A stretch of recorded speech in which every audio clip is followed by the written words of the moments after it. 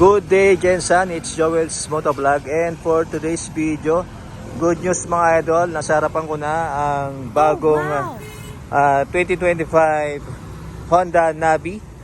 Ayan, so may iba't ibang color dito mga idol. Ito yung red, white, tapos black and green. So fresh na fresh, kaka-deliver lang mga idol. So anong gagawin natin? Mag-review tayo, tapos alamin natin yung kanyang cash, down payment, and monthly installment. Tara mga idol, let's do this!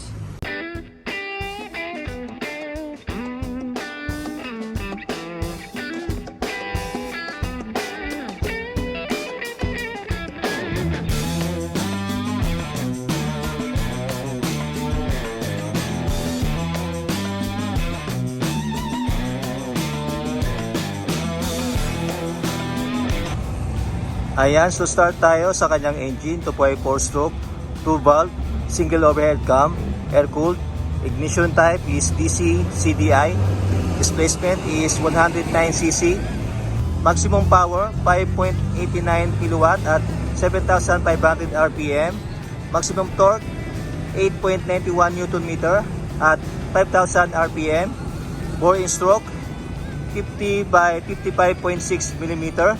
Compression ratio is 9.5:1. Fuel system is carburetor.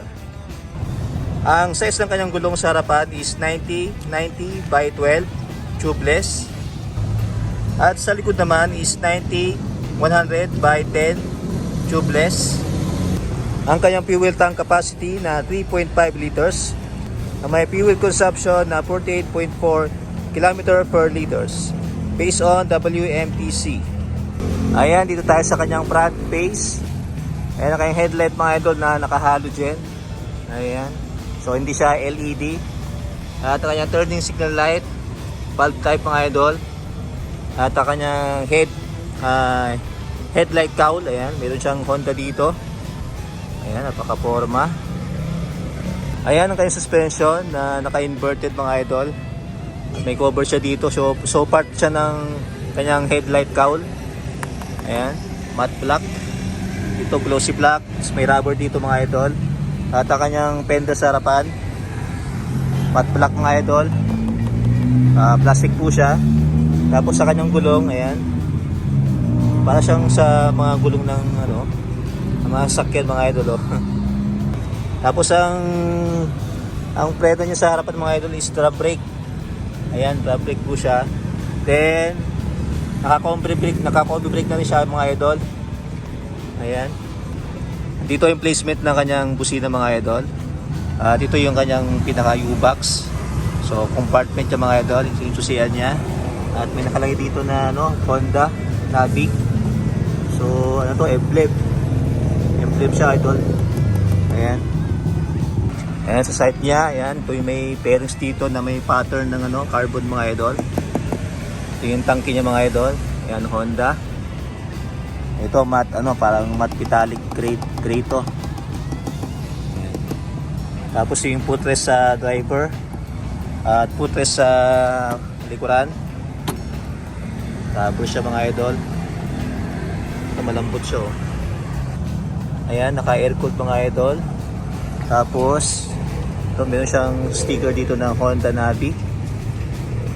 And meron siyang cover sa makina. Ayan. Tapos sa kanyang muffler, may heat guard na bakal mga idol. Matte metallic rito. Tapos sa kanyang gulong sa likod, meron siyang tire hugger mga idol. Hanggang dito. So mahaba yung tire hugger niya mga idol. So hindi madudumihan yung makina mo. Tapos sa kanyang taillight naman, ayan, may nakalagay na Honda dito mga idol. Ayan. So ito yung bulb type yung mga idol. Kanyang turning signal light. Placement na kanyang plate number dito. May reflector kabilaan. Pati dito, reflector din. Ayan. Side naman tayo. Kanyang monoshock. Ayan, na color red. So lahat sila mga idol, lahat ng color variant, puro red yung kulay ng kanilang mga suspension. Ayan. Ito yung kanya, yung air filter siguro to, tama, air filter to. Tapos sa kanyang CVT, panggilid. At meron siyang kickstart mga idol. Ayan, so hindi mo na problemahan sakaling malobat ka. May another option ka, kickstart.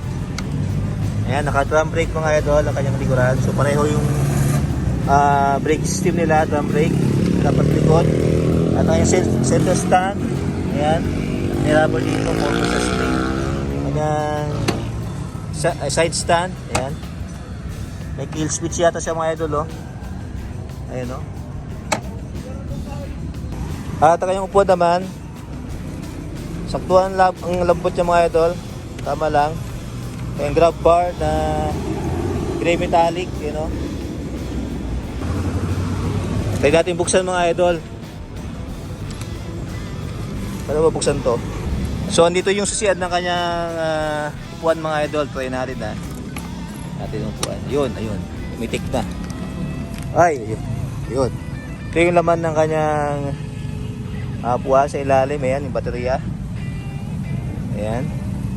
At dito naman ang kanyang fuel tank mga idol. Plastic yung dito mga idol. Ayan. So tingnan natin yung loob mga idol. Ayun. Ayun mga idol, oh. Ayan mga idol, kung babalik mo siya, kailangan mo siyang i-twist sa pa kanan, no? Gagan mo siya. Ibabalik mo, ayan. Ayun.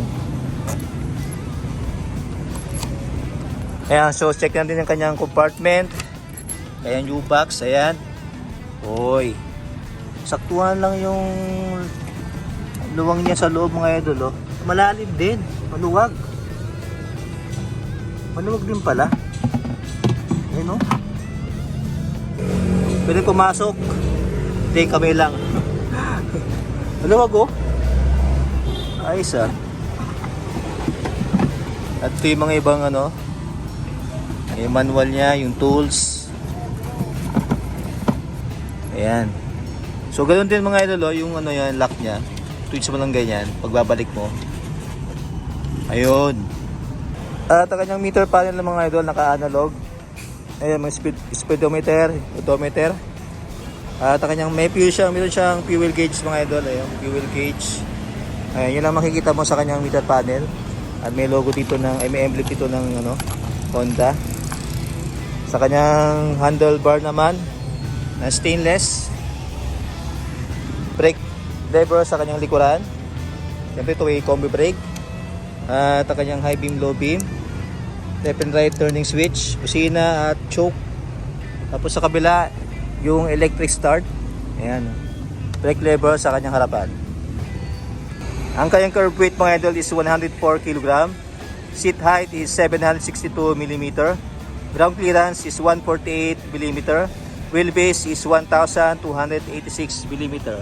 At ako po ay 5'5" in height. Ayan, saktong-sakto mga idol. Lapat na lapat. Ayos.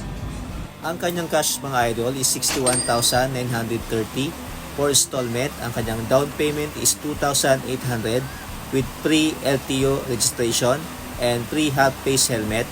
At ito po ang kanyang monthly installment.